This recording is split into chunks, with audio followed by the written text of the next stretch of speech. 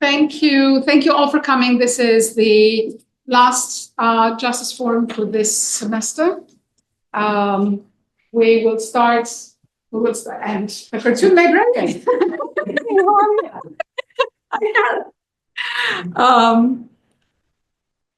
Karen Green is a librarian for comics. It's like, I was not making this up. So we have another lineup for the spring. We will have on February the 5th, which is a Wednesday, obviously. On the 5th, we will have the first bicentennial event for Sing Sing. I mean, the first event for the Sing Sing bicentennial. Let me just put this in the correct order. And the Sing Sing Museum actually asked us to host the first event for that. So so it will be great. Then on March the 7th, we will have Alison Corning and Mia. Mia will be the respondent. Alison will present her project Incorrigibles about the Hudson School for Women.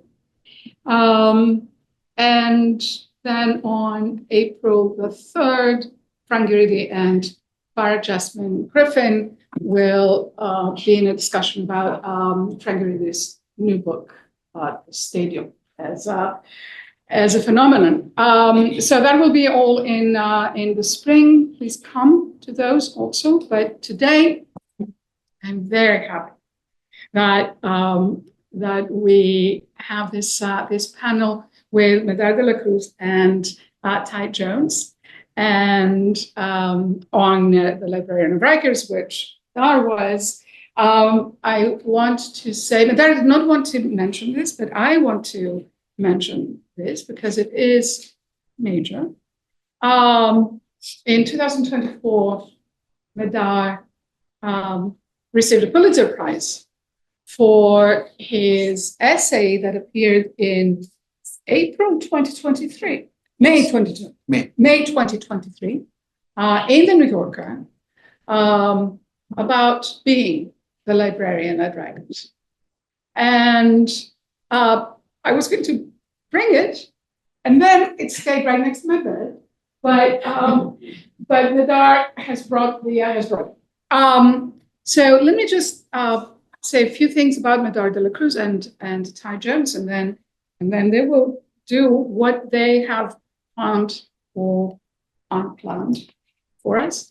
Before I introduce them, again, I want to thank Casa Hispanica and Elisa Rodriguez for hosting us here.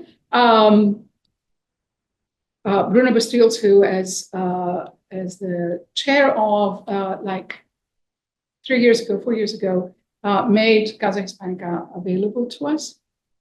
As always, Eileen Giluli for allowing Justice Forum to exist, Lindsay Schramm, and Sylvia Gimnick, who is not here tonight, but Constantine Lignos is here in her stead, who do the technical aspects of this, because obviously I am incapable completely of doing it. And I want to thank all of you for coming and for supporting Justice Forum, which is a forum that we've put together so that our students at JIE, the JIE scholars, can be in direct contact with the rest of the Columbia community and be in direct discussion. So Medar de la Cruz is an independent artist. He, as I said, in 2024, he received a Pulitzer Prize for his article that appeared in the New Yorkers. That is a story that is set inside Rikers Island, the notorious jail, in which he used bold black and white images that humanize the prisoners and their staff through their hunger for books. This will be a discussion between Medar and Thai about Medar's work as an illustrator, working on matters on and of social justice, and especially about his upcoming graphic novel, which will pay special emphasis on how art intersects with mass incarceration. This discussion will also address Medar's volunteering with the book carts at Rikers, and the experience of the restrictions placed on access to books in the prison system, the withholding of books as a form of punishment, and on the challenges and vicissitudes of trying to work around these restrictions. Thai Jones is the curator for history at Columbia University Archive. He teaches critical research methods and the history of radicalism, and is the author of several books, including More Powerful Than Dynamite, Radicals, Plutocrats, Progressives, and New York's Year of Anarchy. It came out in 2014. And A Radical Line, which I have read and reread, A Radical Line from the Labor Movement to the Weather Underground, One Family's Century of Conscience, that came out in 2004. Thai comes from a long line of labor organizers and radical political subjects. He has served as historical consultant and the co-writer of the award-winning documentary podcast. The award-winning podcast Mother Country Radicals. I was thinking about Dan's documentary, The Weather Underground. And his writing has appeared in a variety of national US publications, including, of course, the New Yorker, the Washington Post, the Times, the Nation, and the Occupy Wall Street Journal. So, Medar de la Cruz and Thai Jones, thank you so much. Thank you. All right.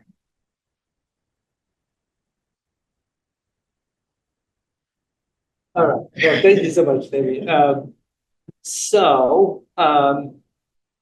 feel like we're really here to listen to you. And so I'm going to try to just sort of ask you some questions so you can kind of reveal to us the outlines of your story. And, it seems to me that the nexus of our conversation is about, the artwork that you created, the topic of mass incarceration in America, and also the idea of librarianship and being a librarian. So just to begin, I'd love for you to tell us a little bit about the origins and the overview of the story of your time serving with the mobile library at Rikers Island. And I know that you have colleagues here, and it'd be great to hear from them also. I wonder if you can just sort of tell us how you came to find yourself in that role, and how long you were there, when you were there, and just set the stage for us for that experience. Sure.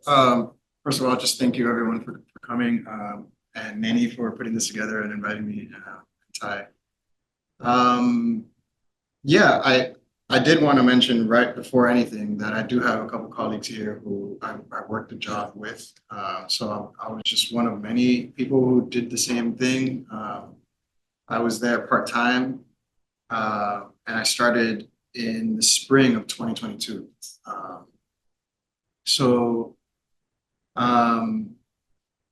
For a year beforehand, the lockdown was still very prevalent, and I was just looking for work, but I had already had a couple of years working for the New York Public Library up in the Bronx.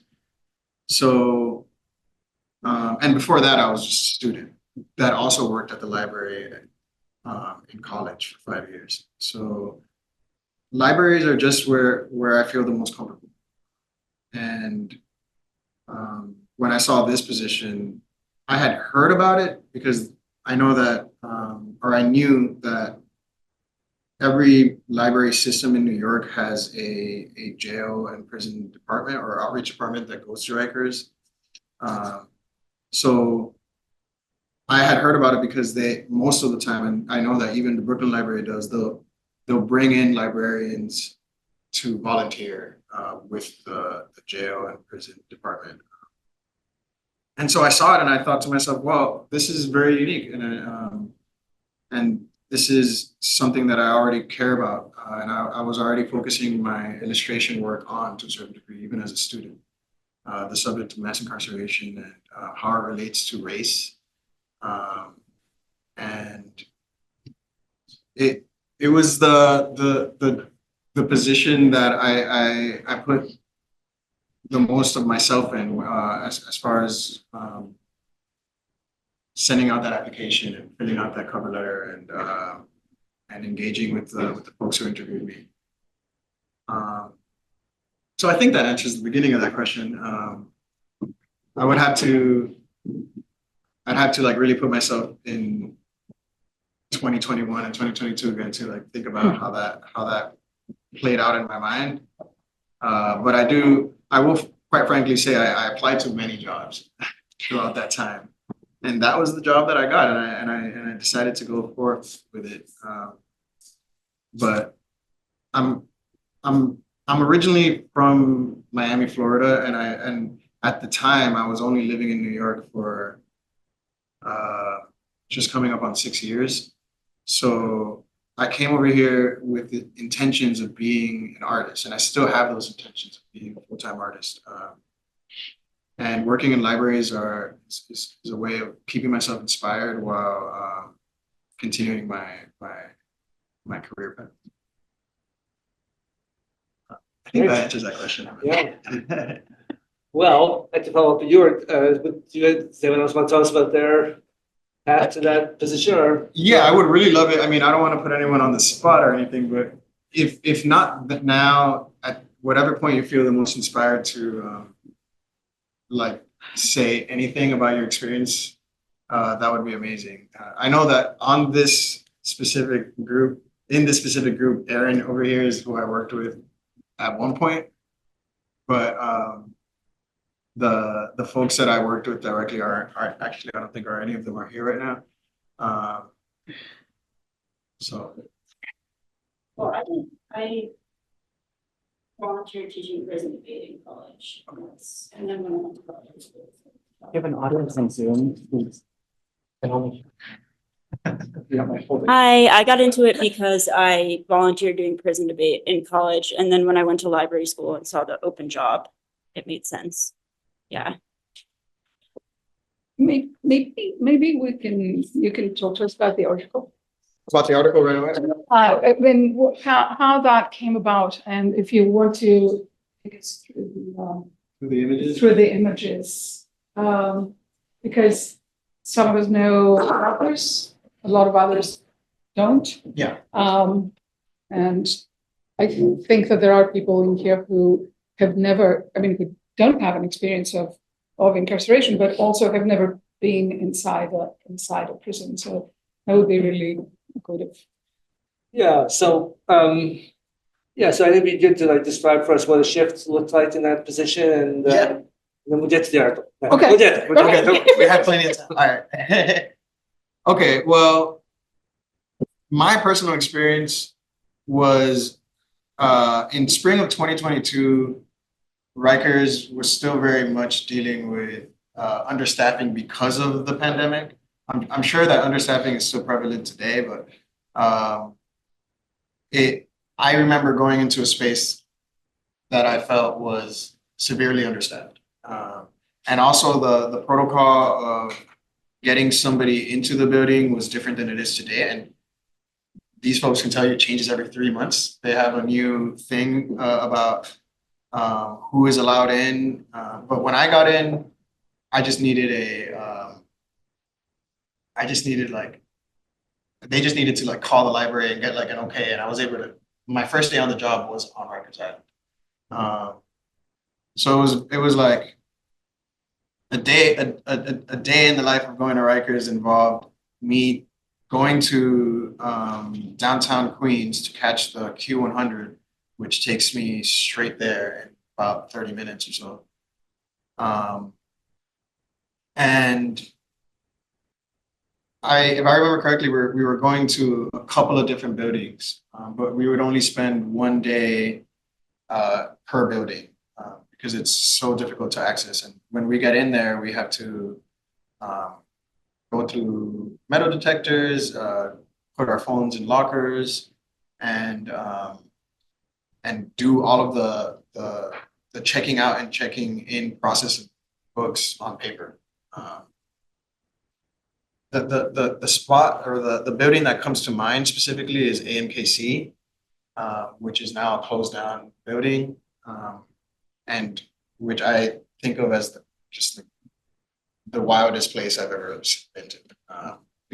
Specifically because it was understaffed, I think it was just like I felt like there was no real order. Like the order that existed was just the bars that are all you have to go through in order to access a certain hallway, in order to access a certain housing area.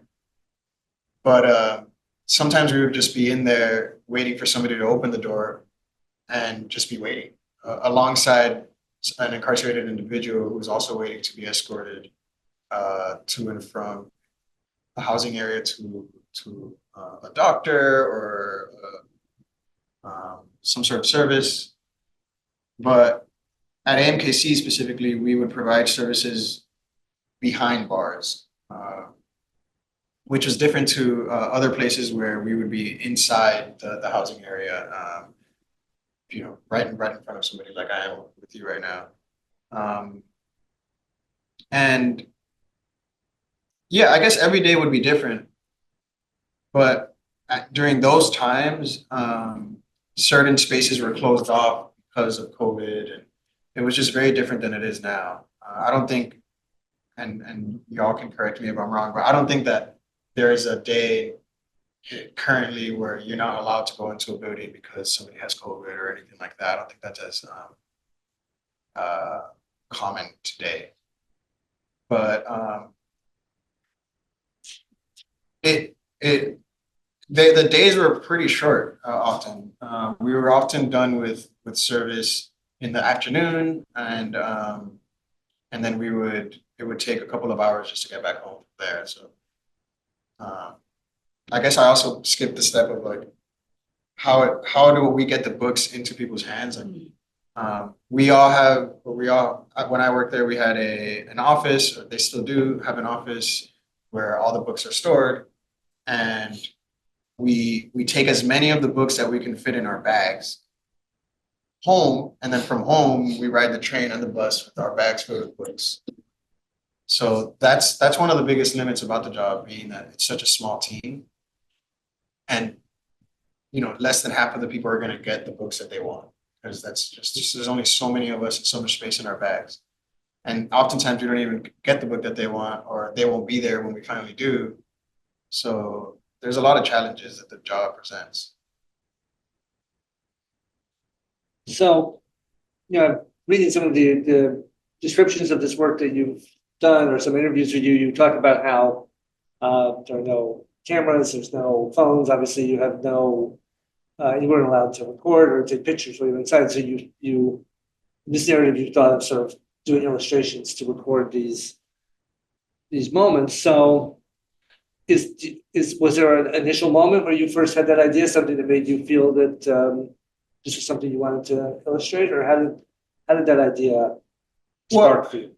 As a cartoonist, as an illustrator, I will be drawing anyone and anything at any moment. So on the way over here, I was drawing somebody on the train, right, sitting across from me, and that's just how I process the world.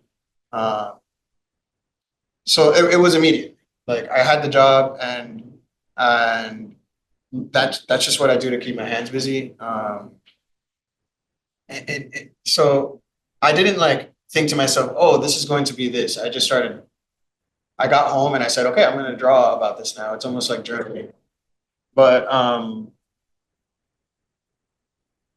I didn't start drawing more finished drawings until maybe a few months in the job, and they were all done from memory.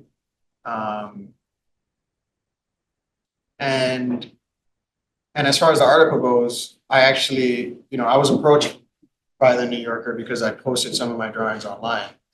So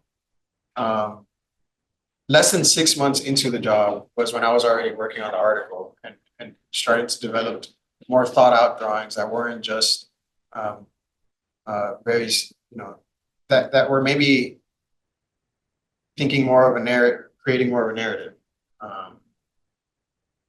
So I'm very much an illustrator in that sense, in that I work best collaboratively. And even as a cartoonist, an experience I have yet to realize, but I plan on, is having an editor work with me,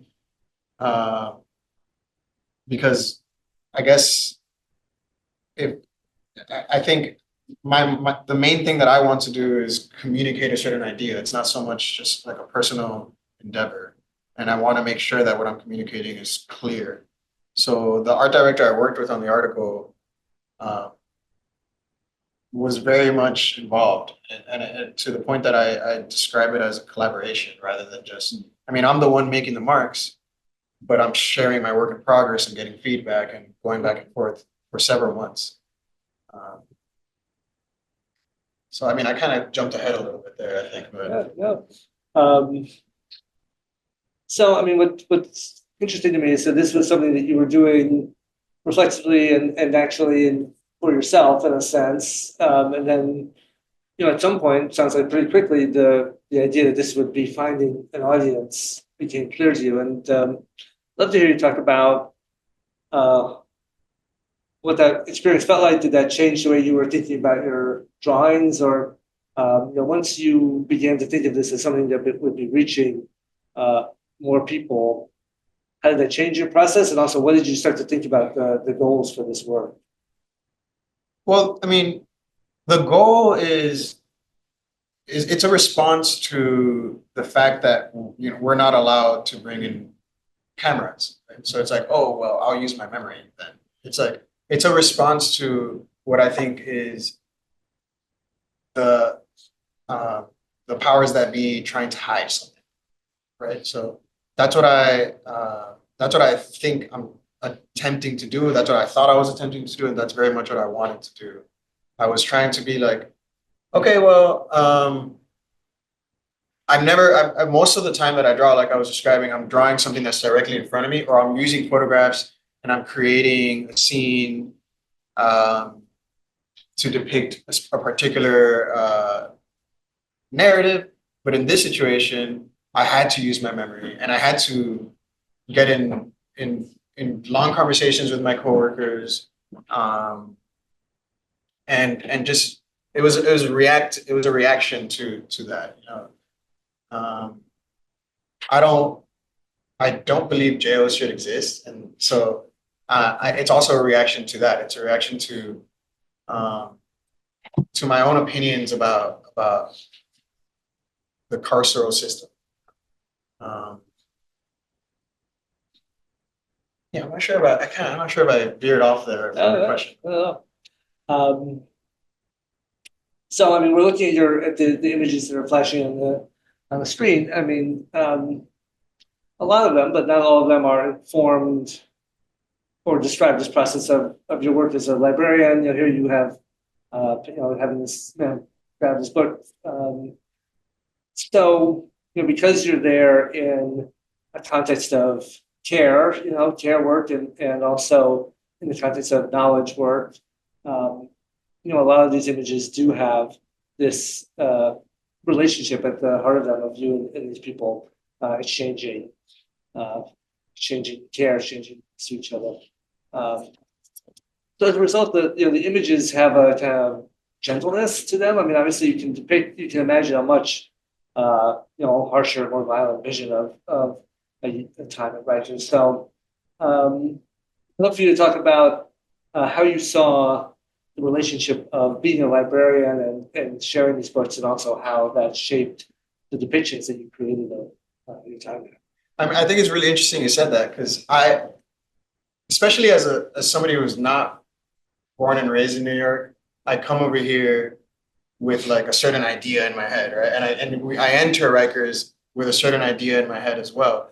Music, movies, articles, etc., that give out certain information about Rikers have created this idea in my head of what to expect.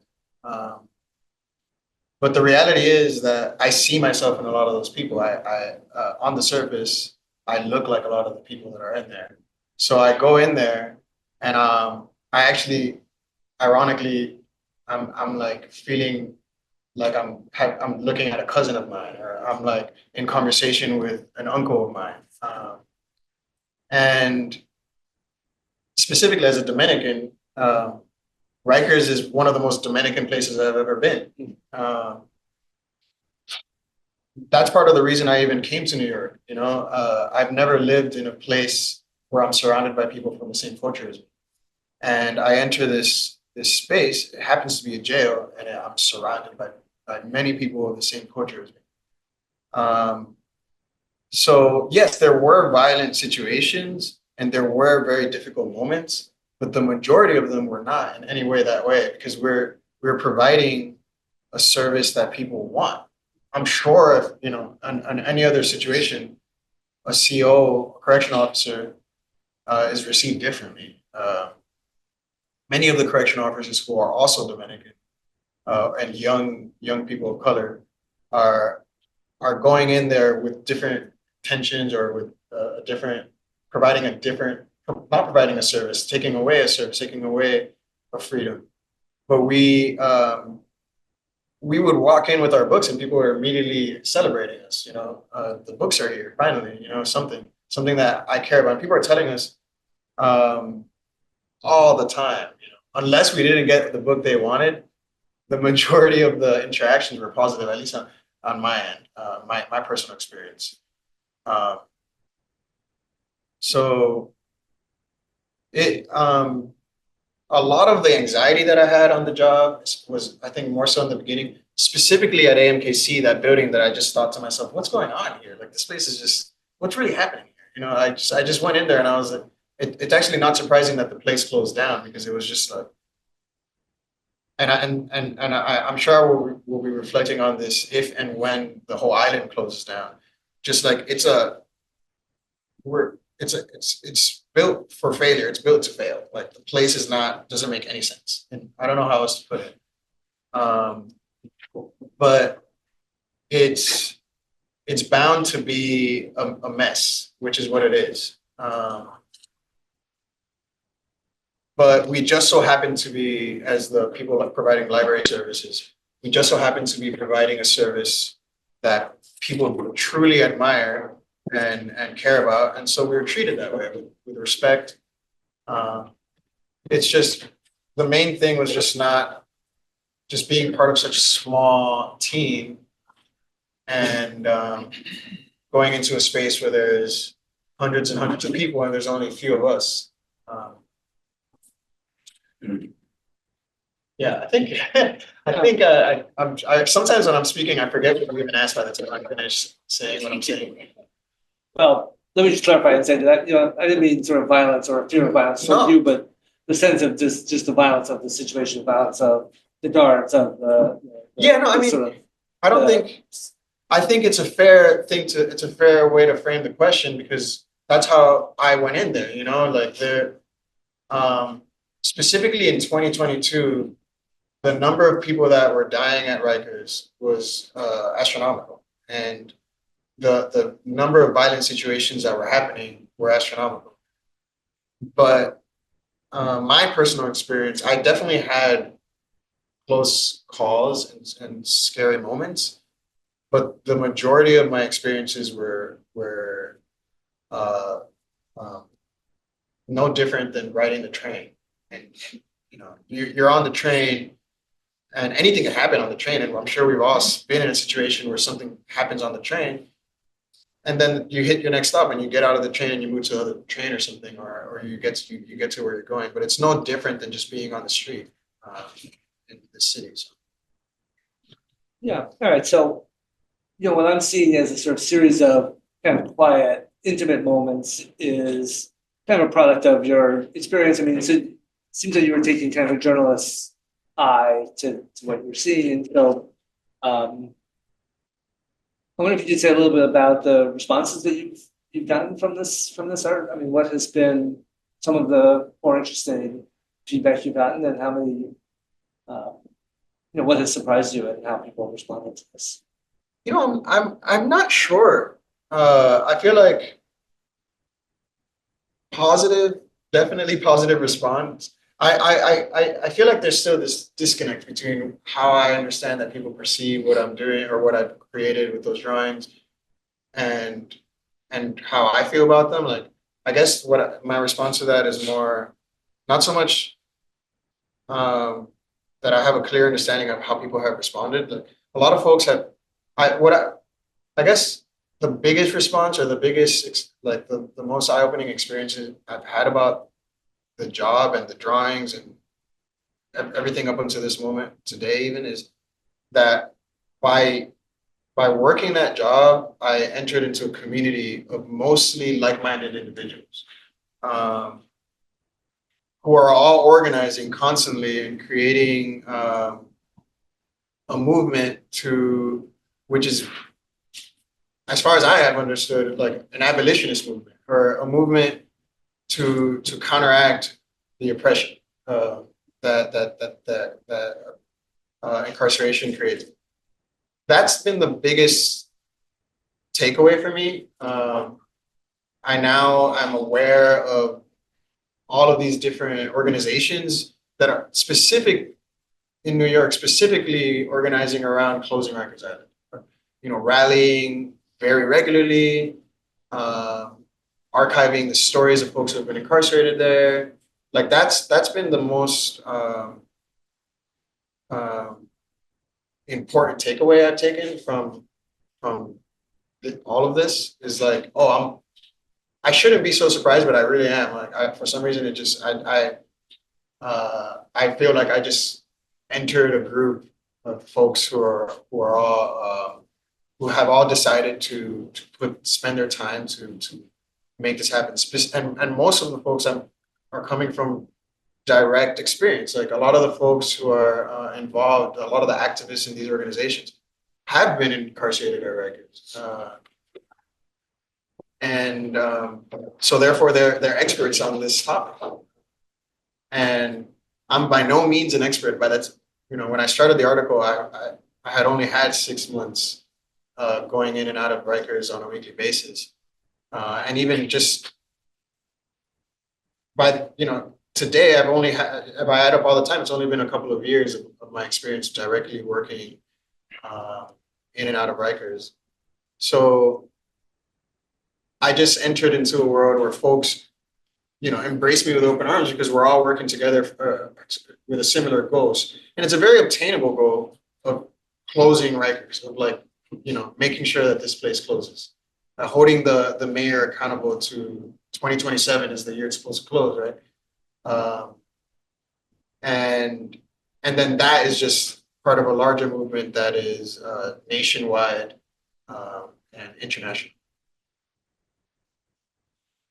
Well, I'd love for you to talk a little bit about what goes into one of these individual drawings. Can you tell us a little bit about your practice and your method, and how you think about decisions related to creating an impact and a response? They're sort of flashing, so I guess it'll be hard to pick just one, but Yeah.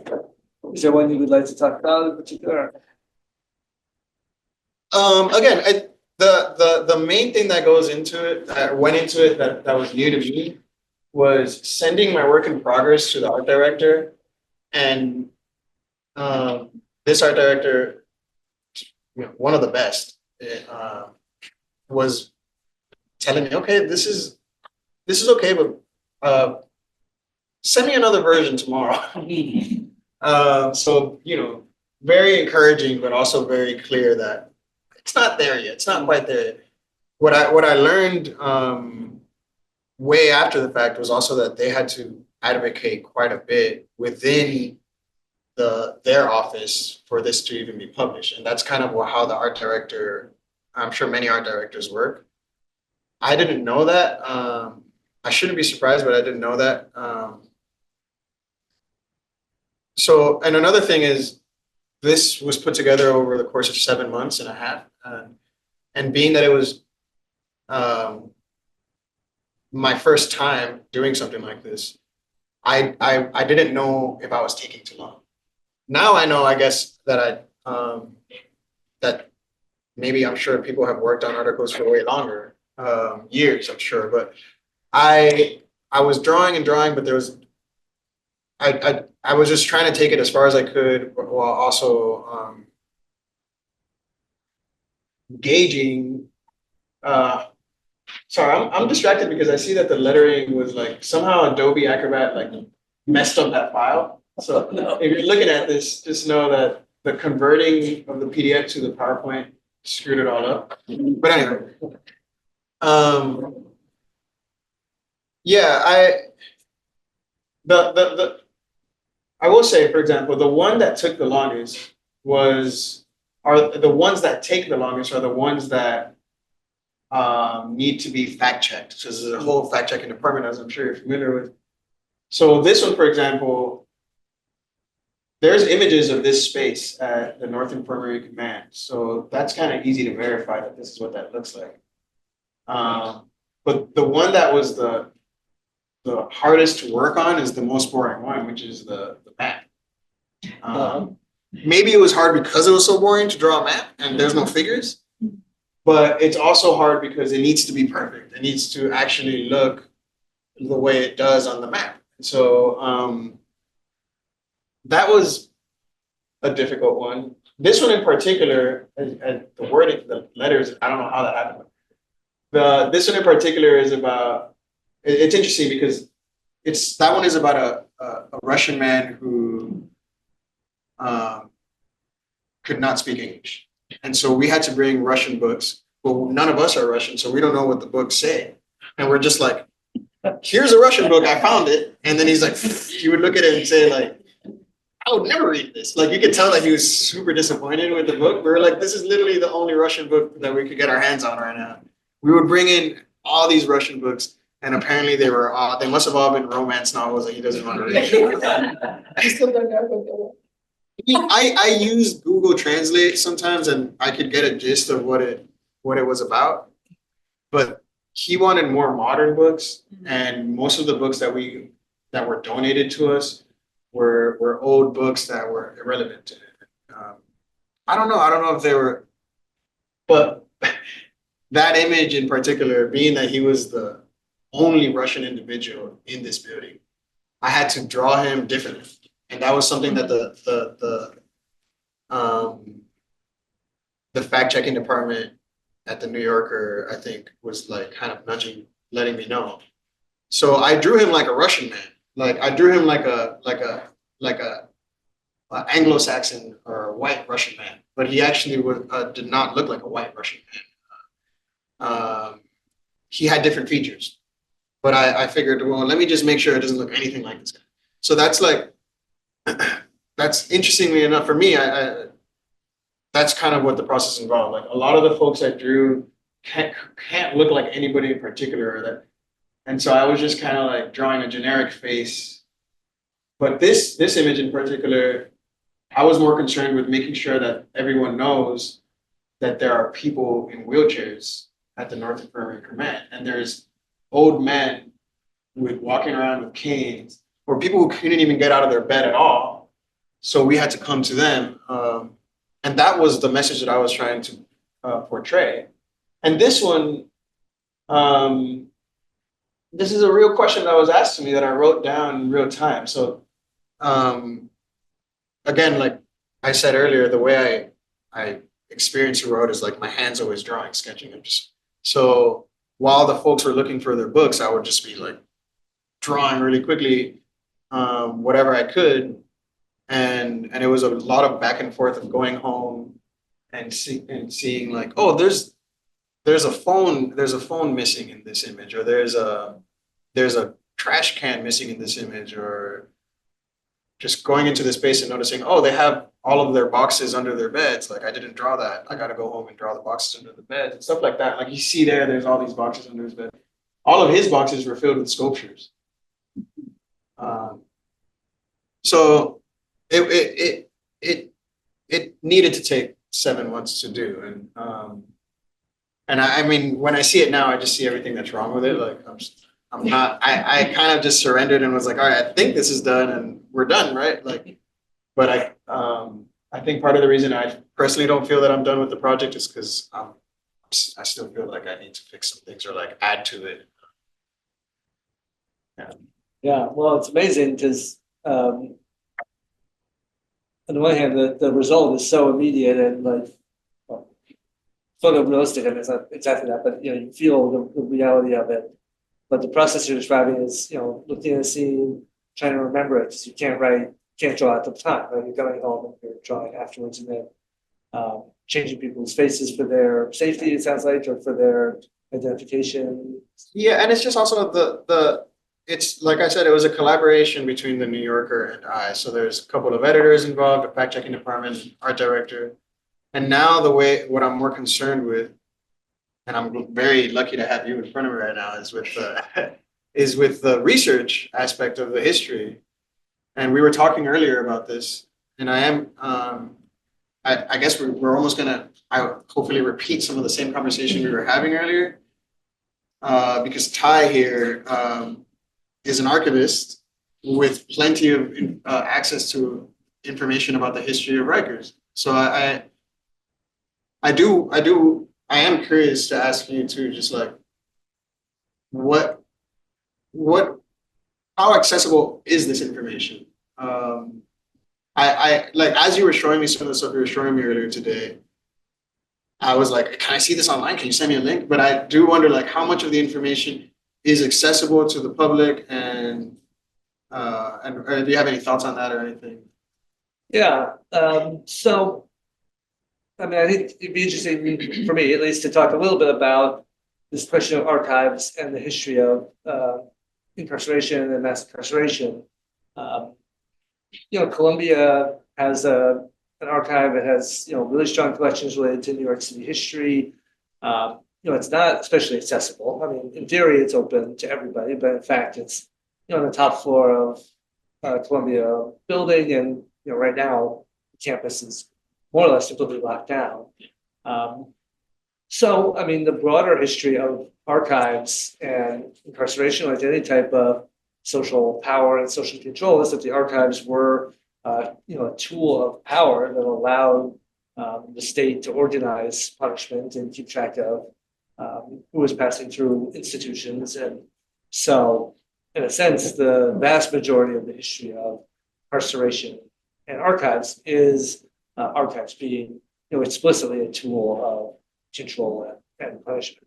And in fact, if you think about a whole category of archival collections are like the collections of the Department of Corrections, the state level, and these archives are very patchy. There was intentionally, records were not kept intentionally, and they're all guarded quite closely. And scholars still have enormous trouble finding anything like a comprehensive official history of incarceration at any level.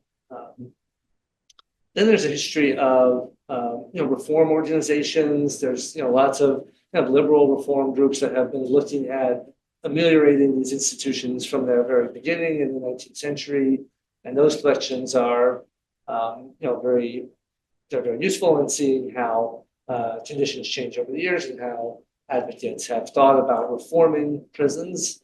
And Columbia has collections like the Committee for the Prevention of Crime, for instance, a collection from the 30s and 40s that actually are filled with these profiles of people who were imprisoned in those eras. Has audio recordings, old LPs of interviews that were done with them. So you can begin to access people's voices who are on the inside, but you still are always encountering them through this sort of hostile witness of either the institution itself, police entities, or reformers who were not necessarily that concerned with their well-being. But then you also can, beginning with the origins of the prisoners' rights movement, you begin to see archives related to political prisoners. And, we have been working with the family of Yuri Kochiyama, who was a close comrade of Malcolm X and who was, a founder of the Asian American rights movement. And, beginning in the 1970s, she began corresponding with people on the inside, mostly political prisoners. So her collection which is that Colombia has, hundreds of thousands of letters back and forth with Lumia and other prominent political prisoners. And also Colombia has an entity called the Center for Justice, which has been really a transformational organization that has been involved in many of the important movements related to ending mass incarceration. And it was founded in part by a woman named Kathy Dean, who was in prison for decades and who died a couple of years ago. And her papers are now in the archives. And that includes not only her stories, her journals, her experience of being inside, but also writers' workshops that she led. So as you get more recently, and you have people who are inside thinking politically, you have the origins of a prisoners' rights movement in the archives. Specific to Rikers Island, I was telling you that we, I hope you won't mind me saying this, but there's a physician named Bobby Cohen who was a longtime physician, doctor at Rikers Island, and his papers, which he, kept in a storage locker for decades, are also in the archives. And so, since I took on this role as curator, one of my main priorities has been to think about how do you build an archive related to the history of the rise and hopefully the end of mass incarceration. And we're still working on that every day. And these collections, like the process you're describing, they have very serious questions related to personal privacy, medical information in the case of the doctor's records. So we've thought a lot about how they should be used, how they shouldn't be used, but the overarching story of the way archives have interfaced with this this moment in these politics is that archives and scholars have been complicit in the rise of mass incarceration, and now we're trying to build an archive that allows for a different process, but involved in that is still thinking through all those questions. So we're talking a little bit about Rikers Island. Columbia has a project called the Columbia University and Slavery Project, which has been researching the connections between the university and enslavement, and then also Jim Crow and white supremacy. Richard Riker, who was the sort of founder of the Riker family, his sons went to Columbia in the early 19th century, and the Riker family papers are at Columbia. And so we were just looking at a document, it was actually a manumission document of an enslaved person in the early 19th century that Richard Riker had signed. But Riker is notorious as a member of something called the Kidnapping Club, where he would collaborate with slave catchers to really kidnap people who were free and kidnap them back into enslavement or into enslavement for the first time. So the Riker, the connection of Riker and the Rikers family and the space Rikers Island, all the way back into the early 19th century at least, was always connected to history itself, white supremacy, oppression. I mean, when you showed me that, I was like, I couldn't believe what I was looking at, and even just I'm not familiar with the word manumission, is it? Which is, could you elaborate on that again, just for the folks who maybe don't know either? I mean, it's first time I hear that word today. Yeah, sure. Well, a manumission was, the act by which an enslaved person was freed by a person who considered themselves their enslaver. So in this document we were looking at,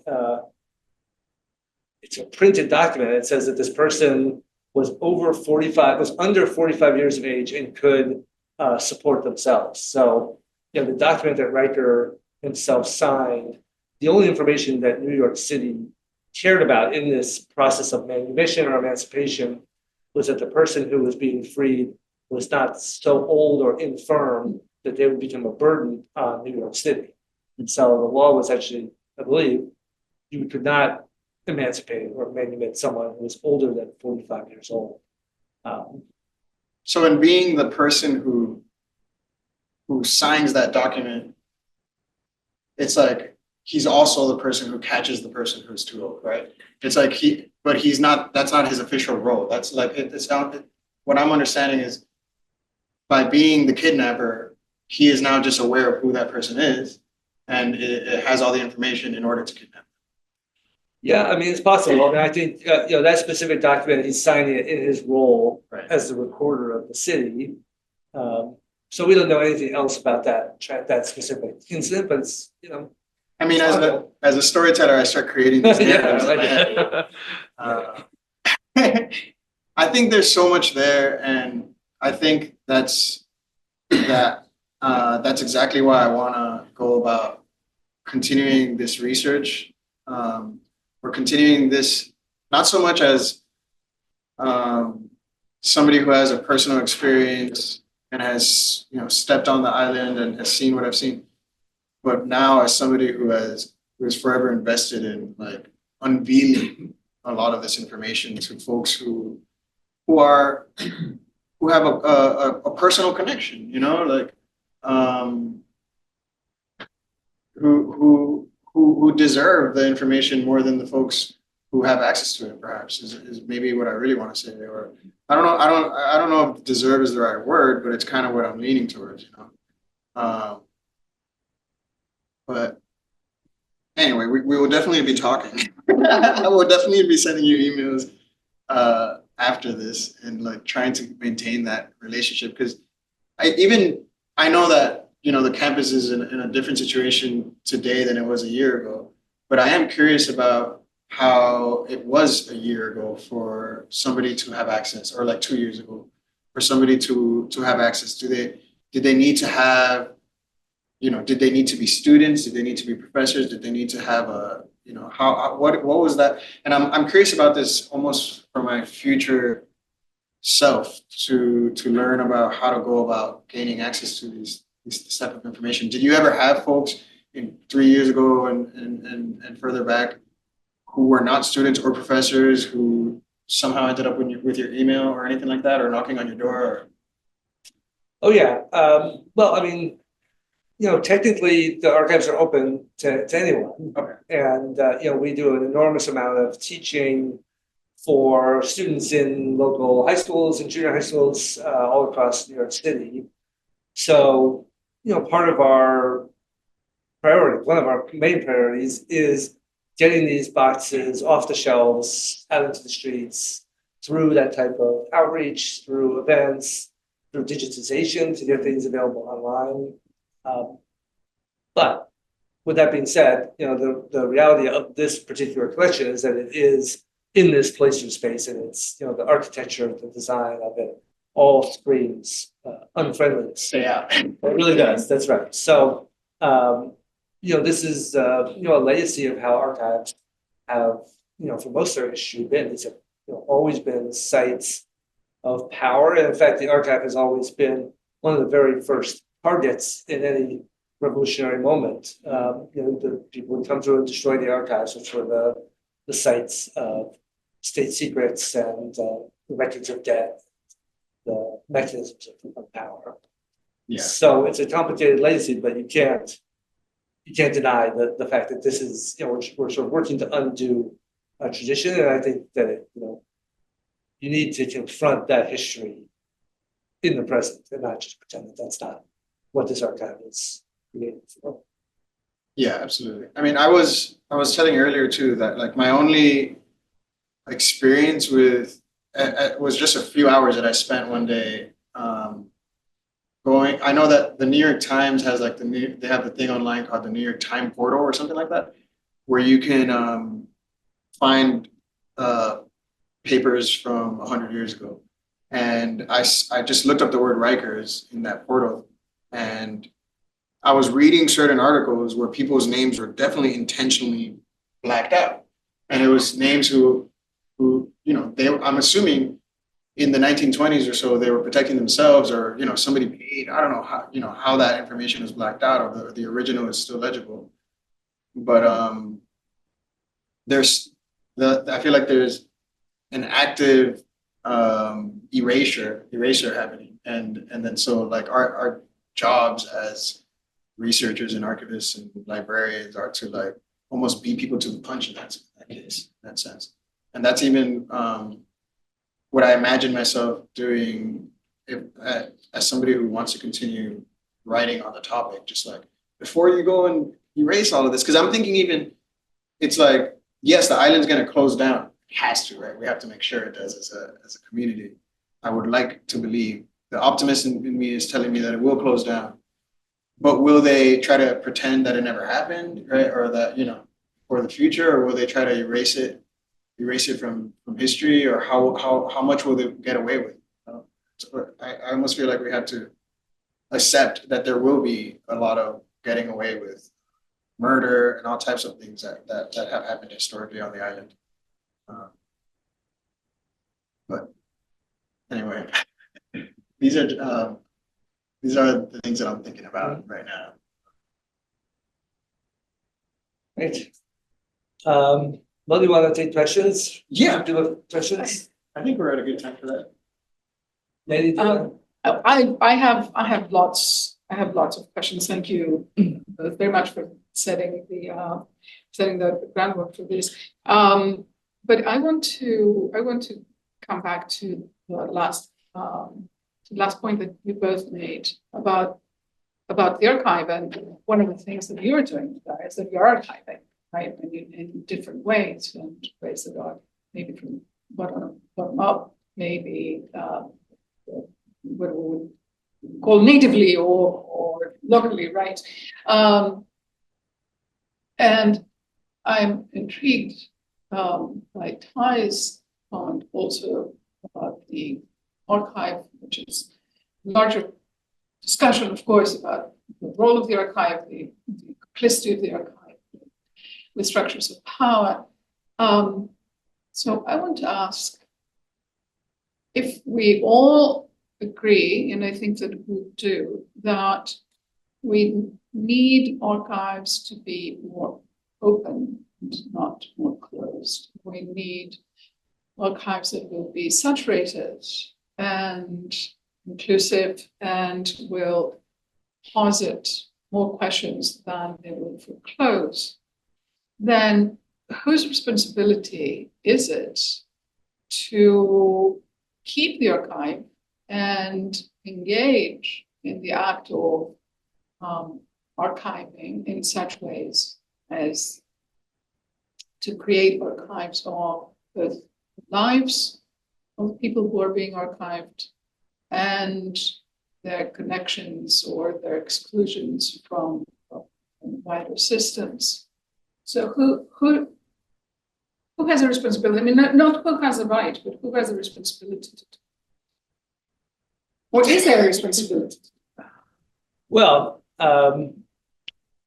just to be provocative, I'm going to disagree that we necessarily need more access. I mean, I think what we need is access for people who deserve access in a sense. I mean, I think the major problem with the way archives have been used is that archives are extracting information from, in the States, people who have been incarcerated and presenting it to a different group of people who have training in scholarly research and allowing them to misrepresent and create judgments about other people that then guide policy and create stereotypes and lead to all sorts of harm. So I just think the age of open access is giving way to a new sense of community access to archival collections. That the goal is not to create an archive and say that it's open to everybody, but put it in a place like Columbia where only some people can actually get it, but to build an archive in the community and for the community. And we see this with indigenous people's archives. Columbia, for instance, has many Native American people's records that were extracted 100 years ago by Franz Boas and other anthropologists. And as those are being digitized for their own preservation, we are in contact with descendants of the original people in those communities. And the best practice now is to give this material back to them and have them control access to it. But it didn't mean greater access to the archive. I meant the creation of an archive that will be open to contributions, not to access, but to rethink about what the archive could be and how an archive could be enriched by people who would be contributing their own material, right? So not access, but creation. So Obviously, I agree with that. And, the work being done at the Center for Justice, for instance, who has a, really vibrant oral history collection, created by, and with women who were at Bedford Hills Prison and were involved in their college education program in the 80s and 90s. There's a project like that. So yes, I'm in favor of it. that's what I meant. Sure. Yeah. The other thing that's really exciting is there's a recent book came out called Who Would Believe a Prisoner by Michelle Jones and Elizabeth Nelson. Does anyone know that book? This is a history of the Indiana women's prison. And it was a history that was researched by a group of women who were inside prison. And they worked with historians and graduate students from Indiana University. And kind of like the process you're describing of going in, seeing things, coming out, for many, many years, they would, graduate students would bring in a finding aid, which is a description of archival materials. The women would circle the folders that they were interested in. Graduate students would go out and Xerox those folders. And this took place over the course of a decade. Women would come and go. It was a real immense labor of love. But as a result, these women published a history of the institution where they were housed and actually showed the hypocrisy of even the earliest years when it was supposedly a place of reform. So they created this immensely important research, but equally as importantly, created a kind of system for actually giving people inside access to the archive itself. So I think that's a really exciting model in that I think that not only can we provide more and better access, the kind of experience and the training in the methods of research is, just one of the most empowering, scholarly things that you can share. When was that published? It came out last year, I believe. Yeah. So actually, that is my kind of my dream vision. Is a vision of a kind of collaborative research project that involves working together and figuring out ways to bring the experience of doing history inside. And it made me think about your work, and I wonder if you think about an art program or art education or an art workshop as something that you could do inside, or how you think about the value of doing art teaching inside. Oh, I mean, absolutely. I mean, I remember being on the job at least once or twice where I saw there was one person who was doing that. And I remember seeing them and being like, I want your job. People would run to our book cart, and then when this individual came in, they'd be like, oh, art person is here, goodbye. Then I got my book, I'm gonna go talk to them now. And usually what I noticed a lot of them were doing was picking up coloring pages and stuff like that.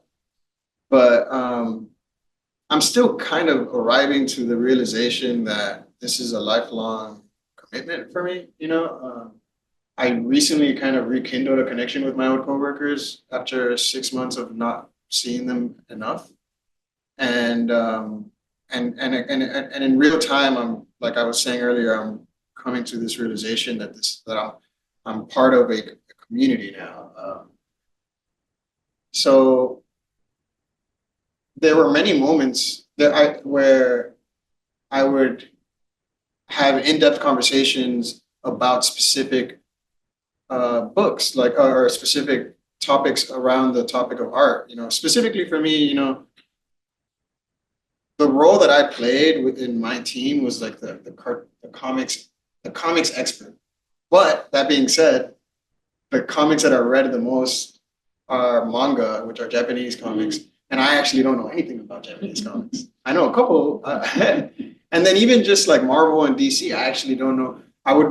I would bring in like an alternative comic, and most people could care less. They wanted like They wanted Spider-Man and Batman, and I don't know anything about Spider-Man and Batman. But I would sometimes look through Spider-Man and Batman and be like, oh my gosh, the villain in Spider-Man, there's a drawing of Rikers Island of the villain, you know, in Rikers Island. So I would be like, look, isn't that interesting? And I would have these interesting conversations with folks because Marvel and DC uses Rikers Island quite a bit.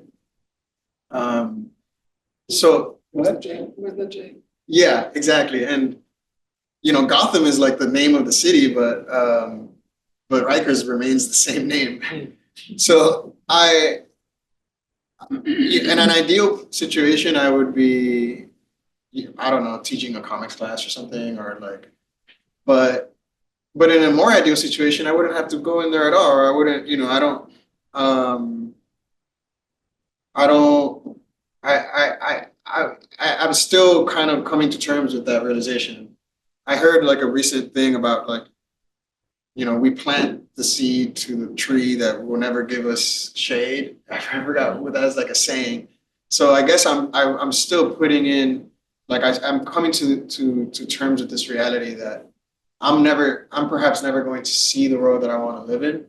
But so therefore, in my time, in the short time that I have left, I will probably be trying to engage in activism that involves going into jails and prisons for the rest of my life. I'm kind of still arriving to this realization. But yeah, it's a hard realization to make in a way, because it's a place that there's a lot of positive experiences in, but it's not a, you know, terrible place to be. Yeah, prisons are not going to disappear anytime soon.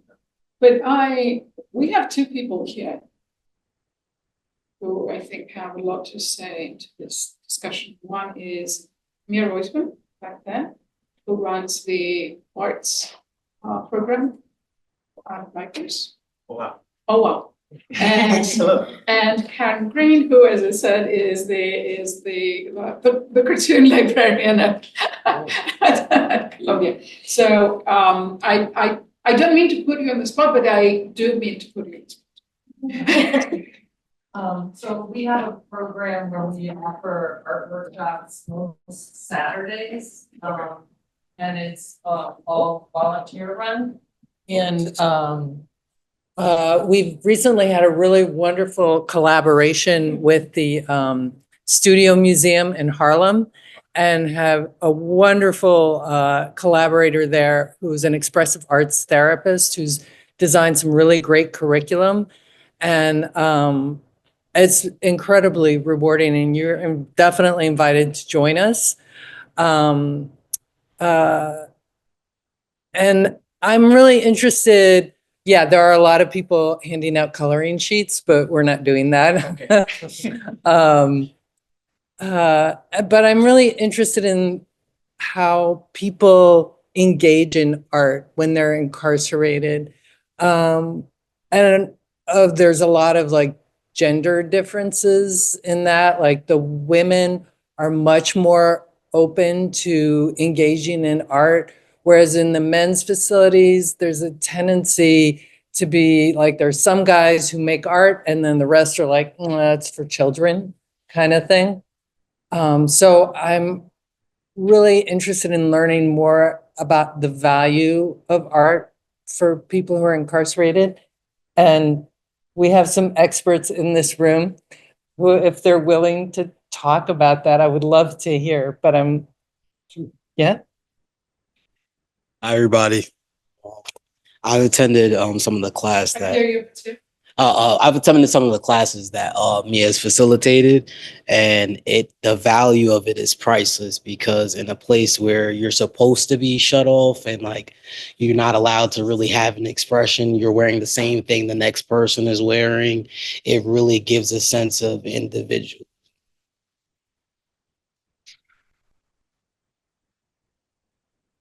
I also want to point out that Audrey Amsalem is here, who has taught a lot at Rikers, a music class, and that being another kind of art. So did you? Yeah, actually building on what Vincier said, the humanization, right, through arts, I think it's central. And I'm sure it's something you've experienced too. And I was actually curious if you were to talk about, like, if some of the people you drew, if you showed them the drawing, how they reacted to it, and maybe also how they reacted to the fact that their faces was modified, and if they were maybe like having mixed reactions to that, or. I didn't show any. Oh, okay. Oh, that's a shame. I hope you'll be able to, or do you have plans to? I mean, I don't, the thing is, it's the space, Rikers is a jail, so if it was a prison and I knew folks were gonna be there for 20 years, then I would be able to do that. But like I was saying earlier, like it would take me a couple weeks to find a book, and I come with the book and the person's not there. So even within the giant island, which has 10 different jails, folks are moving from one building to the next and circulating, right? And when they finally make it out of the island, they're going upstate or home. So it's possible that I can go and find somebody that I drew or was inspired by, but when I was on the job, I was trying to be respectful of my coworkers too, and just being a librarian, playing the, I wasn't gonna be like, hey, by the way, there was even moments where I felt embarrassed about drawing when I was drawing, because I was like, I shouldn't be doing this, and it was just an instinct. It's like something I do impulsive. So the last thing on my mind was like, by the way, I drew you and it was published. I never gathered the nerve to do that. But it would be amazing. Like if the person who did this, I did a drawing of somebody who did all of the sculptures with soap. Like if somehow that I want to believe, and I think actually the librarian for the New York Public Library's jail team printed out the article and knew who that was, and told me that they would give them the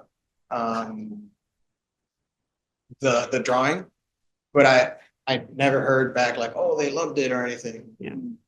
So I don't know. Yeah, and even though these relationships feel like people like leave and usually to go upstate, which is or not in a positive way. I think also what Vincier was saying is that even though it may be those fleeting moments, it feels like this for us. I think for them it does have a lasting impact, and just even those like small conversation probably you're having with them, even though it doesn't feel like it, may actually have quite a bit of a lasting impact. So it's amazing work that you did, and beautiful to see it. Thank you. Yeah, absolutely. Wow. Lynette Williams is a JA scholar. Yes. Hi. Thank you so much. I just wanted to speak a moment, piggyback off of Mia's interest in the value that art has for someone that's incarcerated. It's enormous. Before incarceration, I had no idea. I drew stick figures like most of us, and that was my thing. I mean, it wasn't even a thing. It was just, can you draw this? No, I can't draw. And in jail is where I was introduced to art as a thing to do. And it actually, it's not like I was interested in it, but it took place in a room about the size of this. And I just wanted to get out of the chaos. And so I did whatever I needed to do. I needed to write an essay or whatever to get in that class. So I got in the class, and it was a free-falling, Mia. It was a free-falling art program. There was no instructor. I've never experienced mixing paint before. Okay. I've never experienced mixing paint before. So I came upon mixing colors. Wow. And just to be in there, you had to produce something. And I was like, oh my goodness, what am I going to do? And the girls in there were, they were helpful. It was amazing, but they were helping. You can do this. You can do this. They just kept encouraging. And I was like, okay. And somebody shared that they didn't have any idea on what to do when they first came in. So anyway, I took all of the little encouragement that I got, and which was enormous to me at the time, because of course it was a place of no encouragement, of no anything. And I actually started to draw. I started to paint. I started to sketch. And then at one point, there was something that was really complex. It was a person. I think he had an instrument and shades of color in the face, to indicate the depth of the lines in his face. And it looked exactly like the picture in the magazine that I drew it from, that I painted it from, literally with the acrylic paint. And so in order to stay in the program, you had to create some more pieces. And then they wanted to sell the pieces when the people came to visit, those that were incarcerated. And so I made more and the pieces got sold. I mean, they only sold them for like $5 or $10, but the pieces got sold. And then there was one or two that I wanted to keep. And the only way that you can keep them if somebody came up to the jail to buy them. Well, I was in a jail. I'm from New York City. I lived in California. I was in a jail in Florida. So it's like, to get somebody to come get was a little unrealistic, right? So the most painful part is that when I was actually convicted and had to travel to prison, I had to leave all of what I did behind. And like you expressed, and what brought you to it is that there were no cameras. It was the most painful experience. Here I did something that was so extraordinary. And I was proud of it. And I wanted to share it with my kids because, mom can't draw. What are you going to do? And so it was painful. It was enriching. It was rewarding. It was quite an experience. And it really sustained that time in my life of being in a jail with nothing. And so when I got to prison, this is a weird statement. It was weird to me when I first heard it, but I lived it. So I can definitely say when I finally got to prison and was able to live, okay, that's when I advocated for and entered in a proposal for an art class. And I taught the art. I taught how to mix colors. And it was like, it was so, and then I actually and I got in trouble for it, but it's okay. But what I did after the program, because your classes have to last a period of time. So it lasted 6 weeks. And so at the end, I told everybody to come back after dinner or whatever it was, and we're going to have an art exhibit. So I had and this is the first time I ever shared this story. It's crazy. It just brings back so many memories of some of the good things that happened a while away, And so I grabbed the boombox from the gym, put it in the art space, moved all of the chairs away, and used the easels because we had easels because we were in prison, right? So we had the easels, and I would set up everybody's art piece on the stand that they wanted to display. And then we had the music, we had a little jazz music. I just created an atmosphere. And wow. And thank you for just letting me share that, because I haven't shared it. People don't understand things and experiences like that. And for some, when you experience so much in life, in a space where we have everything, and to explain and to share something like that, kind of meager to the people on the outside, but thank you though. Thank you.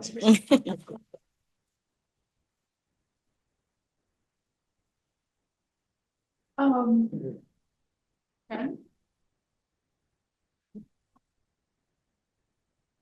Thank you. So this has been amazing. Yes. My God. Also, Annelle Miller, do you know Annelle Miller? She's the former director of the Society of Illustrators. She was teaching workshops to teenagers at Rikers for several years before the pandemic. I don't know if she's been able to return yet. She said it was the most rewarding thing she'd ever done in her life. I'm fascinated by, at first I was going to ask, my question at the end was going to be like, how do you get your books? And then you mentioned donations. I just texted my friend at the Library of Congress because they have this thing called a surplus book program, but they only can deal with institutions. So I just wrote to her and asked if prison systems were considered an institution, because you have to go to DC, but I can tell you, you can find books in Russian. And probably not romance novels in the books that they're discarding. What I was thinking when Ty is my colleague, by the way. I'm not actually called the cartoon librarian. I'm the curator for comics and cartoons, and I built the circulating collection that, for those of you at Columbia, is on the 4th floor of Butler. And I'm also building archives up in Rare Books. And 2 of the collections that we got recently seem like interesting possibilities for partnerships. I don't know how familiar you are with the magazine called World War III Illustrated. Yeah, there we go. Nice, nice. Well, the founders of that magazine, which began as a kind of Reagan is going to kill us all publication in 1980. They're here in New York, Peter Cooper and Seth Tabachman. We have Seth Tabachman's papers, and he has been Ty could actually probably say even better than I, like a professional radical, I guess you'd say. And I believe he's done a lot of work on Mumia, actually. He's done comics about Mumia. And we also have the papers of a woman named Fly, who contributes to World War III Illustrated and who was part of the early squatters movement and part of the squatters' rights movement, and still lives in the building where she was a squatter, because now they all own it. So we have her papers as well. So there's a lot of material in both of those collections that could potentially be of interest in, I don't know, linking what you're doing and your community with what we're doing, and bringing that community into Butler and creating a friendly space for them. Because yeah, we're imposing, Ty, I agree. We're imposing, and it's more difficult to get to us now than it was a year and a half ago. But one of the things that I always say to people who are considering where they want their personal archive to be is that museums only show 10% of their material, and you can't get at the other 90%. And auction houses go to private collectors who you're never going to see. But academic institutions are open to the entire global community of researchers. And anybody who creates an online account and looks at our finding aids can make an appointment and come see things. That may seem like a lot of gatekeeping to get through. But if you know someone like Ty or myself, we can make it easier. We can bring out materials for group visits. There's a lot of things. I think Ty only almost scratched the surface of some of the stuff that we have in the archive that does deal with mass incarceration. There's so much, and stuff that isn't maybe potentially exactly for mass incarceration, but you can extract information about mass incarceration from it. The rest of my material, well, actually, we have the illustrations of a daily news illustrator named Joseph Pepin, who would walk around the city and draw. And he would be sent on assignments and he would draw. So we have drawings that he did in the 70s of the tombs and of protests all around the city and of mission, yeah, and of mission houses. So the longer I sit here, the more I'll probably think of other collections we have that would be interesting, but that would be something that I would be thrilled to work with any of you guys on, to come up with a collection of material that would be of interest, that connects art and incarcerated people. Thank you for sharing. Oh, no, my pleasure. And thank you. My gosh. Peter. First I'd like to commend you with the article. I said first of all, I'd like to commend you about the article. I'm formerly incarcerated. I'm also a RTA alumni, which is called Rehabilitation Through the Arts. And I'm involved in the arts, and the arts helped me escape while I was in there. It kept me sane. And what I'm trying to say is, like, right now, I'm trying to encourage you, because obviously you're putting the footwork. And my question before, I already knew the answer to, was, where'd you get your inspiration in your writing? And but you explained that it was only your point of view. It was through your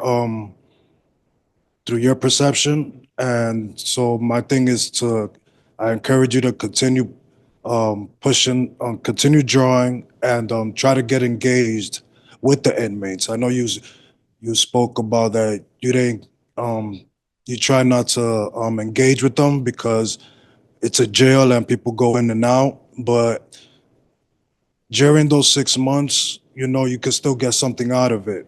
And you get a different experience, because obviously I had to go to the city jail before I ended up in state prison. And it's two different types of reactions. While you're in the city, you don't know what's coming. You don't know what time you're facing. You're gonna get a different emotion out of somebody. If it was me, you'll get a certain reaction, in contrast to me getting to the state prison, where I already know what time I'm doing. I might get home. I don't know if I'm gonna go home at what certain day or whatnot, but it's like two different types of experience. So my thing is just try to engage, because hearing the perception of you comparing how jail is sort of like New York City, where it's like going to the subway and you see something, and it's like, yeah, you see certain crazy things, but then you go on about your way, you move to a different car. When for prisoners, it's not like that. You're inside the train, but there's no exit. No. And it goes back to Ty's phrase of who to be. It's to sound like, can you believe a prisoner or something like that? Um, let's say inside that train, you also have a cop there, and it's like, do you trust a cop? So it goes for both, because in my experience, it's like, yeah, you're in that train station, but that train is not going anywhere. The doors are closed, and you think the cop is there to protect you when he's actually there taming the other individual and there's no escaping. So it's a lot of inspiration you could get out of those situations. And I just want to commend you also, because you're also Dominican and I'm Dominican, and we don't see too many of our kinds on the other side. Like you said, you see a lot of us unfortunately, on the side that I just came from. So it's also emotional for me seeing you, representing and, doing great things and shedding light and awareness. So I commend you for that. So thank you.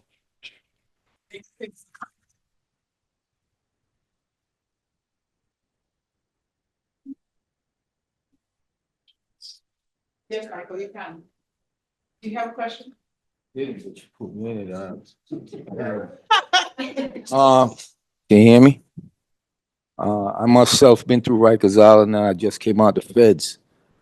I went to school in Rikers Island, and what you're doing is like he just said, the atmosphere is different, because when you go into trial and when you get sentenced, it's a whole different atmosphere.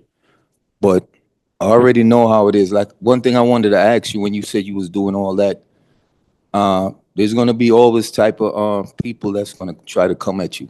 You always have to be, be real diligent. Now, to add on with the art, when I was in the feds, I did ceramics, and I ran the ceramic shop. My brother wanted me to do it, but I don't want nothing to do more with what was going on. But I'm strongly contemplating, because that brings joy, like the sister was saying right here. You put your stuff there and you come in there, and they'll all come in there.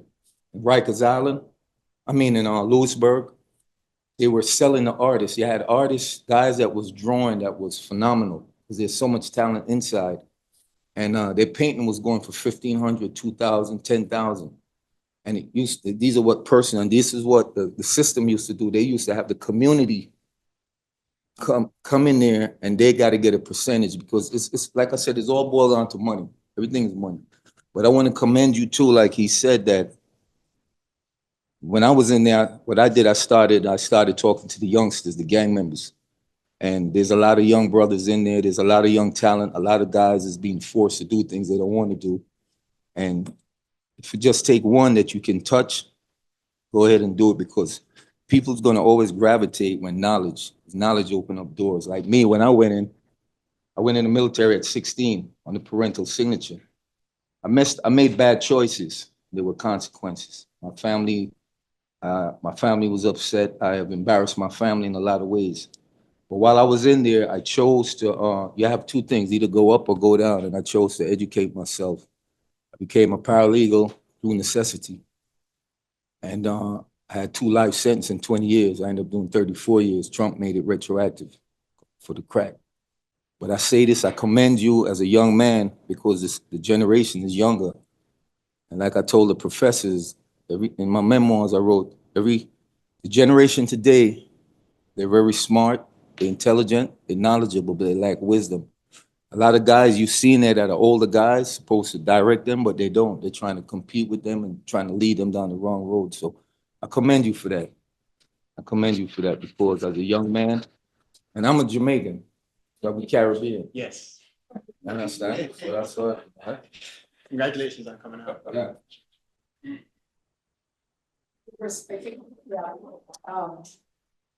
Jeremy has a question that you can. I just wanted to say thank you for this. This was very interesting. I was away for a little bit, and but the place where I was, everything was very open. We had libraries, which were kind of just like a handful of bookshelves. But how they got the content was books that people had gotten sent in to them. Was after they finished reading them, they would just put them on the shelves because they didn't have enough space. So it was almost like kind of like self-curated. But it seems like what you were doing was kind of curating the books and the information that the inmates would get. So I'm curious about how you would kind of choose what kind of information to put on the bookshelves, and maybe like what some of the most popular books were. I'm so glad you asked that, because I think if I would have gone home without talking about this, I would have been upset. And I wrote it down, and I saw that the time was running out. I'm like, I think we're not going to talk that, but that's that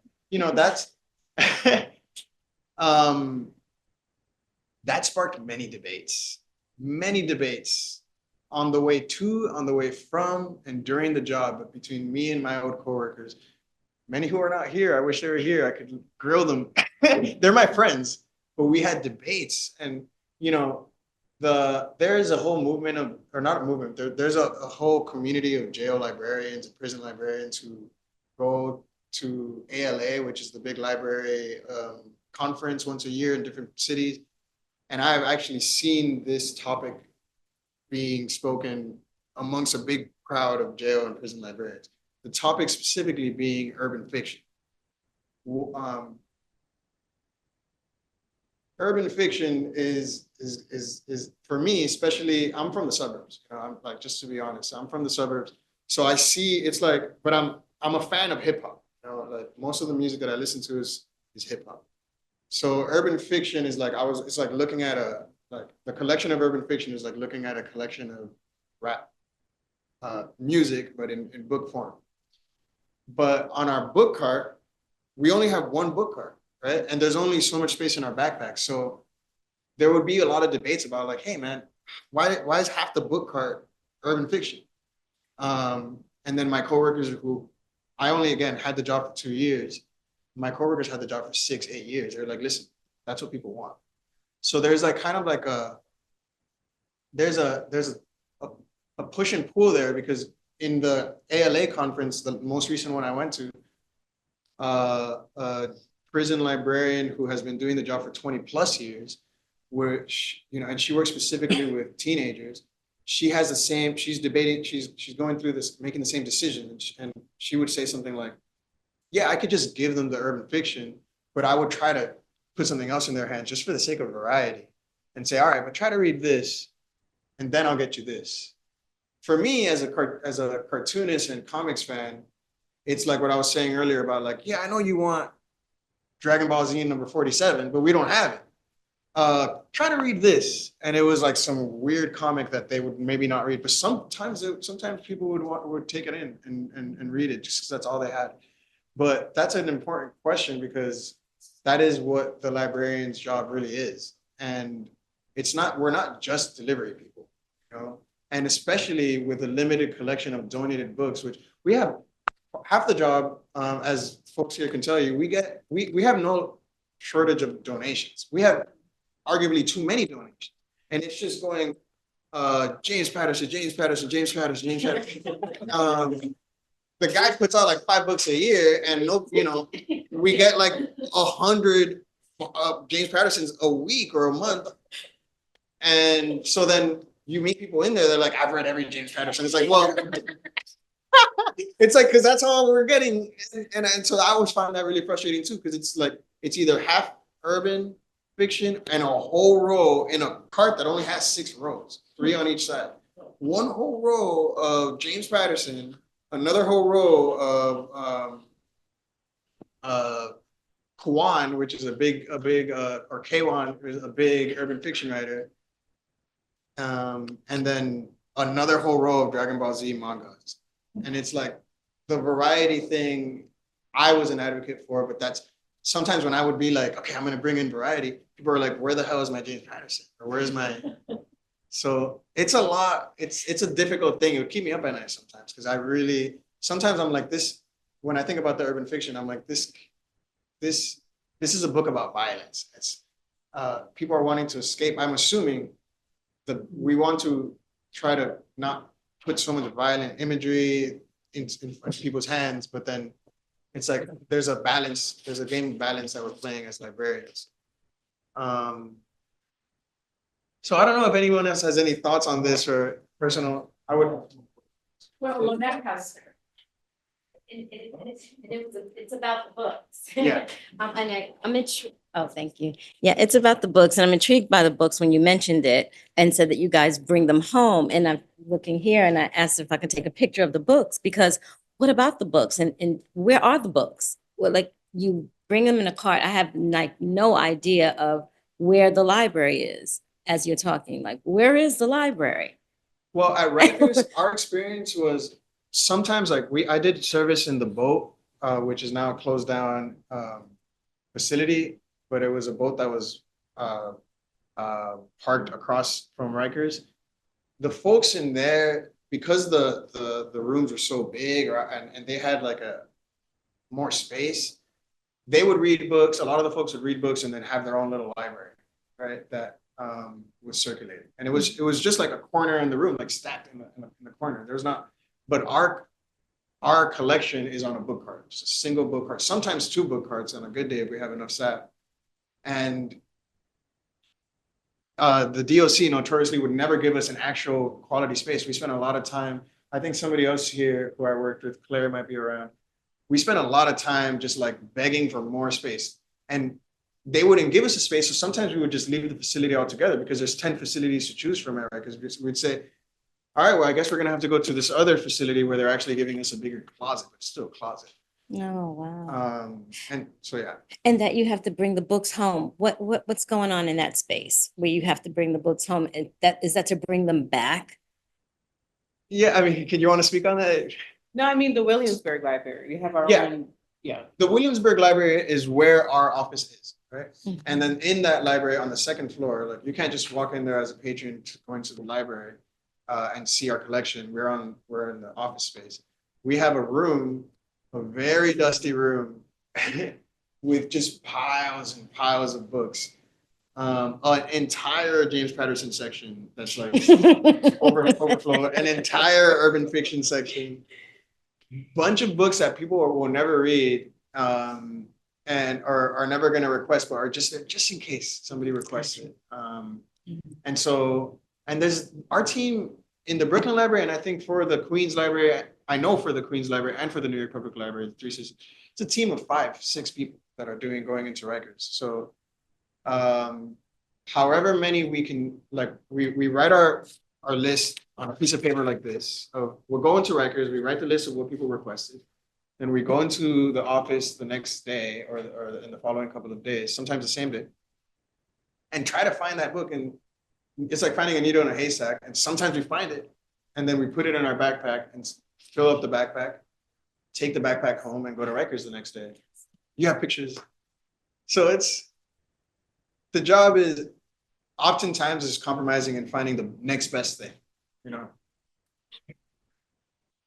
And answering reference questions, exactly, which are mailed to us. And so we have a lot of mail that is sent to us that we're sorting through at all times. Thank you. How do people know what books to ask? Recommendations from the other folks that are in there, yeah. That's what I was gonna say, like usually the only reason I assume I had more like, I give this state 10 years as far as, and always go to the library, but my assumption is that it's just popular. Yeah. They just don't know any better. They just don't know the authors. They'll run with, you know, the popular guy, whatever he says, just because it sounds good, you know what I'm saying? But my recommendation is try to find a different genre and just compare them. This is about the same thing, just in different languages, you know? Just finding another way to inspire them, you know? Yeah. Rather than just, no, it's not here, no, we don't have it. No, we got this book, you know, but try this one. Oh, here, take both, compare them, you know, challenge these individuals. Absolutely. Have them think outside the box, I guess. Yeah, absolutely. No, I mean, that's half the job, really. And I'm sure it's librarians in public libraries do the same. Well, but the situation in state prisons is so different, where there's a library, people can go, there are donations, there's a librarian who actually makes donations to organize. At Sing Sing, one of the people there has put together an LGBTQI library, specifically. What he's actually trying to do is that he is using that library as an expansive, intersectional library for books that cannot exist in the main library of that sense. What I was saying there, he said same thing. When we was in the library at Lewisburg, the warden stopped at all the urban novels coming in, because those are promoting those are gangs and violence and so forth. So those authors that you call, that you say the Quan or whatever, those are urban and violence. No, why do you have any pull to stop it? Because if somebody's locked down, whatever books is there, they're gonna reach out to get it. It's not that they don't want it; they eventually gonna have something, because you're gonna get bored. So I just wanted to say, if you have any pull in controlling what books you like he said, what books you can infuse to them or put on the bookshelf, something of constructive, something of anything that's dealing with growth, development, they're going to eventually take it. I will say this: the other side of the coin was, you know, I just described, right, like James Patterson. Picture the book art, right? It's got 3 parts: James Patterson, urban, manga, right? Then you flip it to the other side, and the self-help section is way too long. You gotta get stuff like what I did when I talked to the youngs. I used James Allen, as a man thinking, and I use The Alchemist. That's basic, simple stuff. Books like that, you gotta stay up to par with it. For the youngsters, it's a lot of gang shit going. Excuse the language. A lot of gang activities going on. If you read these books, it only makes them more. Give them more, and that's when, you know what I'm saying? Yeah. We tried something, a bunch of us guys, to give us the growth, and it worked. So I know it worked. Oh, I believe you just got it. It is, because that's one time certain officers let dudes come out to fight with certain oppositions together. Yeah. So when you educate somebody, it opens up a whole Pandora box. And I just want to say, I'm start a program. Staff here, I had to get that in, I didn't say that first. Everybody in the back. But yeah, I appreciate you all, like I said, anyway I came, you know, like I said, I'm trying to start an organization that deals with, vets and, ex-con, but I wanna be a conduit between them and the proprietors, because a lot of them, when they go to jobs, yo, you know what I'm saying, and I had to tell them, you don't wanna hear that. They don't like that. So I'm trying to do that. I'm already with one that deals, it deals with ex-cons, deal with, homeless and, disability right now, for inclusion. And I spoke at the $60 billion, gateway program for, New York and New Jersey on May 6th. I'm on YouTube, but I was trying to propose on the Second Chance Act. It's for federal and state prisoners, and Second Chance Act offers opportunity for people that's coming in prior incarceration have the same benefits. A lot of people don't know that. So if you know anybody that got parole, anybody, maybe you can let them know. Tell their parole officers they want the Second Chance Act. So that's what's going on. I'm trying. I've been on 17 months, Thank man. Yeah. No, you're hitting their ground I running. commend you, brother. Thank you. you.